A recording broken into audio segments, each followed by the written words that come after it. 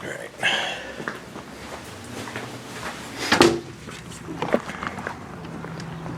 Oh, we're rolling. Sorry about that.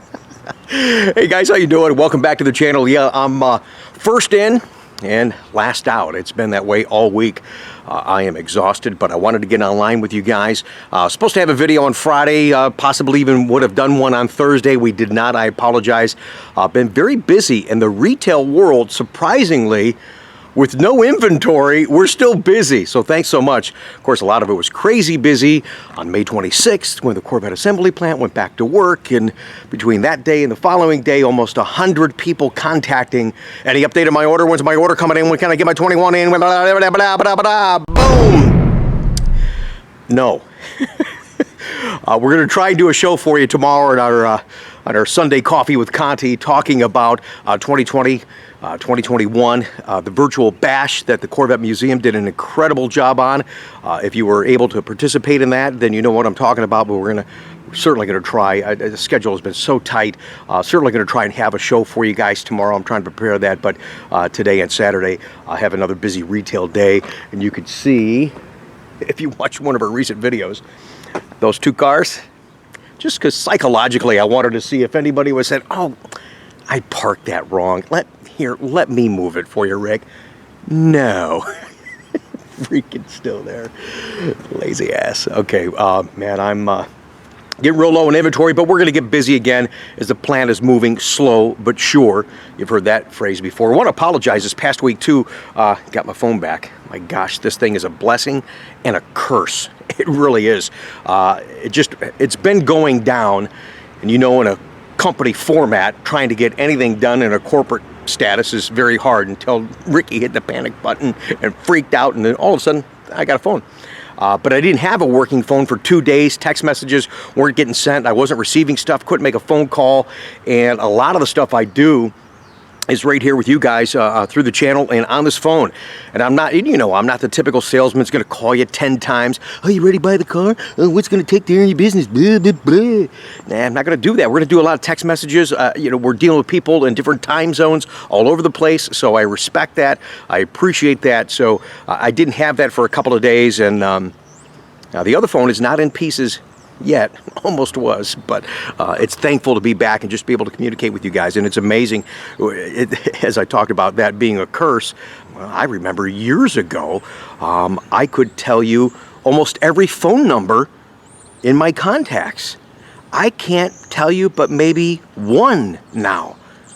It's kind of sad. And I mean, wow, it's just crazy. So technology's great when it works. Okay, so speaking of technology, the new C8 Corvette, huge technology, and the main focus of this video is to talk about some Corvette mishaps. Everybody's talking about that C8 Corvette that unfortunately fell at a dealership when it was racked improperly. We've talked about that. We talked about that on March 15th right here on this channel. So new discoveries as we're prepping these cars, and Chuck just brought to my attention something that he's dealing with, and of course it would make perfect sense now that we're in the mid-engine era. And in that March 15th video that Chuck and I did, our Corvette technician, we knew before we did the video for you guys that we had to use different jacking points. We'd known, he'd checked out the manual, all that kind of stuff, and of course just common sense, knowing that more weight is in the back. But the video that we did, some of what you're going to see here in just a second, we did it from like a nonchalant discovery. So there was a little acting there because we knew ahead of time, but I wanted you guys to see in real time if we were having a conversation, you just started getting the new cars and you just started doing the prep, and maybe for a lot of you folks that do some stuff at your own home and have racks in your garages, that's pretty cool. But when you go to work on these things, we wanted you to see the conversation of the banter between Chuck and I, and oh yeah, I didn't realize that, so you guys realized that. So we never told you that in that video. So a lot of people commented on that video, hey, didn't you guys read this? Didn't you check out the manual? Yeah, we checked out the manual, we knew, but the whole thing of that video was to create the awareness that jacking this car is totally different. Here's the jacking points that you should be using on the new C8 mid-engine Corvette.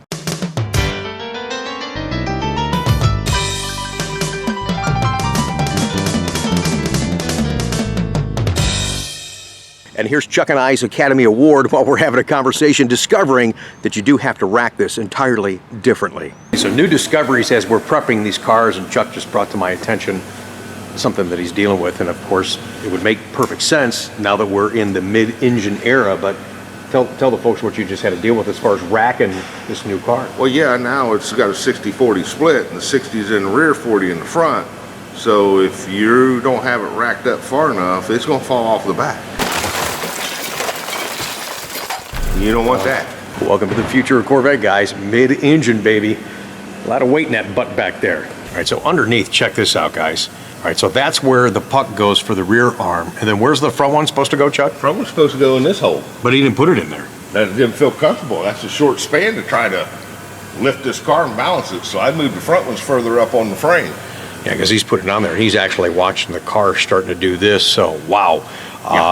Yeah. Real concern. And I just know, just because you brought that to my attention now, we're going to see somebody on the internet pull one of these things up, and when you start to put it up in the air, as soon as you stop the rack, all of a sudden it moves. Or you're going to see somebody that racks one, right, pulls the front tires off and don't have it right. And oh yeah, so the back tires and the back engine, so all the weight's going to be back there. Yeah, he's even got a support right there, just to make sure. Wow. Yeah. Oh, this is crazy, isn't it? Learning all this new stuff? Right. 40.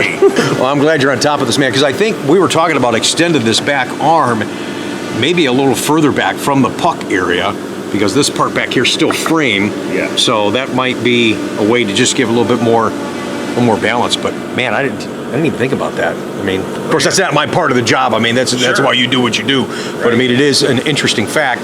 And look at how far. Okay, so this is where it's supposed to go. Yeah, in that hole. Look how far it is spread out just to get. And I watched you put it up, and there was still some movement. So you're not really to the point where you feel comfortable right now, anyways. I do now with the support jack under the rear of it, but going up and going down. I was just going to say, what the heck am I doing underneath the car? Hey, get out of here, you idiot. What am I doing? So you guys remember earlier, we were talking about the frame and our concern about the balance of this new mid-engine car, because like Chuck said, and we all know that 60% of the weight is in the back. We had showed you yesterday, this is where he had actually racked it to begin with and said, you know what, Rick, I'm probably going to go back here. And you did go back here, but what did you find back there that you feel more comfortable putting it there? Well, back here, there's an actual oval slot like the old cars had, where my puck goes in and turns the round hole. Okay. So that way it's clipped in there, you know, it's going to hold in there. But I just assumed that these were the lifting points, the round holes, because you got them back here. Right. And you got them up here with the cutouts. That's the way the old ones were. Yeah. But as you can see, I went a little further on the frame on the front. Right. And further back on the rear where the slotted holes was, so my puck goes in and turns, so. Yeah, this new car is a whole new education, isn't it? Oh, yeah. Now, you got to be safe too, man. Yeah. The front of the motor's here.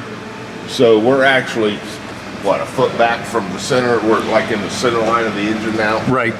So dispersing that weight just a little bit better. Yeah.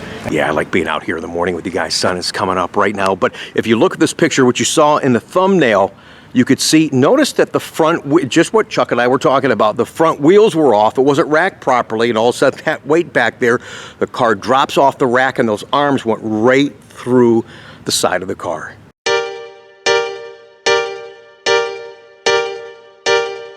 Now, at the time of doing this video with you this morning, I'm not sure what dealership did that, and it's immaterial at this point. It simply happened. What really sucked is, from some of the reports I saw online last night late, is that the guy didn't even get the phone call first. Guess where he saw the car, that mishap had happened?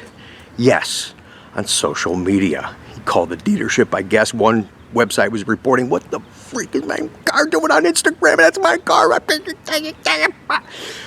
So somebody had asked on my social media, they said, well, Rick, what would happen if that happened at the dealership? I mean, come on, guys. A couple of things, and only really one thing can happen is you got to make it right. You can't repair that car. And trying to get him a car right now is a near impossibility, but you've got to jump through any hoop you can to make it right with that guy.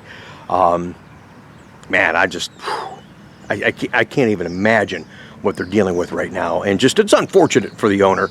And thank goodness, I mean, all kidding aside, you know, and you saw in part of the video clip that we shared from March 15th, Chuck even was being extra careful by propping the ass end of that car up.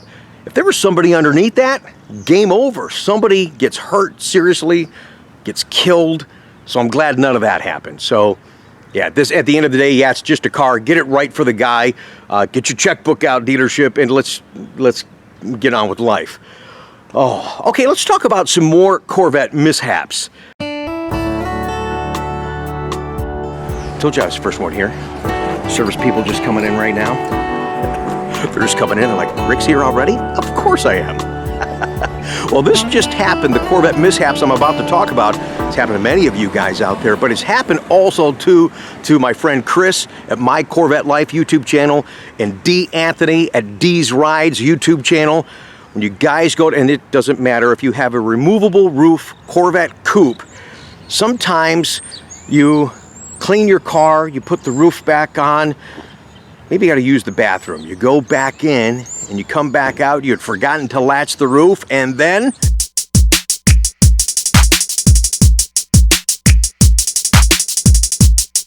yep, that happens. Or maybe beautiful day, had the top off, driving around for a few hours. Then I come home to park it.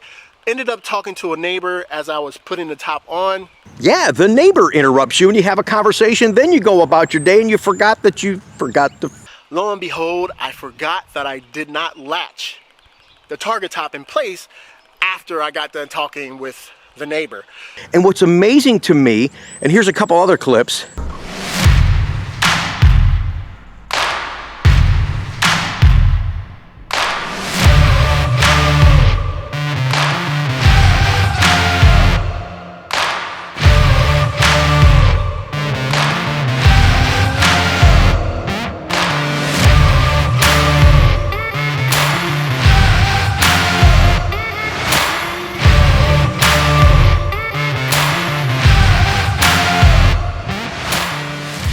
Traffic, that any time I've heard people call me and say, oh my gosh, I forgot to rack my roof and it blew off. It's thousands of dollars to replace, but anytime that big piece of material comes flying off that car, that nobody, thankfully, nobody's been hit by that. Could you imagine driving behind a guy like that guy? I mean, that one came close. It goes right over you, but never hit a car. That is just crazy. So slow down. So I popped the trunk and took the top out, set the top on the car, and I noticed it was a little dusty. So instead of doing what I should have done and got in the car and latched it down first, for whatever reason, I went for the rag and started wiping the dust off, and then totally forgot to latch the roof down. Latch those things inside to make sure it's good to go. I don't care if you gotta pee. It's just you gotta wait and finish what you started.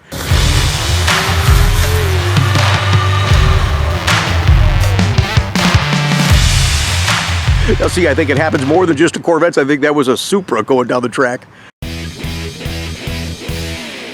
Hey guys, I hope you enjoyed today's upload talking about that major Corvette mishap and many little mishaps that happen when we get distracted cleaning our car, getting ready to roll, forgetting to latch down that roof. And oh yeah, back here, we had talked about it before. This is the 96 Collector's Edition Corvette convertible that I took in on trade the other day, 26,000 miles. Nice car. A little cool this morning, a little dew on her. She needs a few things, not much, but I mean, a 96, it's gonna need something. So we'll talk more about that in a future video. Hoping we can put together our Coffee with Conti show for you guys tomorrow. I've got a lot of delivery clips that we haven't aired yet, a lot of send-offs. Thanks so much, you guys. People have texted me, said, hey, I haven't seen my send-off yet on the channel. I've got a busy production schedule as much as I have a retail schedule. Thanks for the opportunities, you guys. Look forward to talking to you. If you get time, thumbs up this video, make some comments down below, and don't forget to subscribe and come back and see us.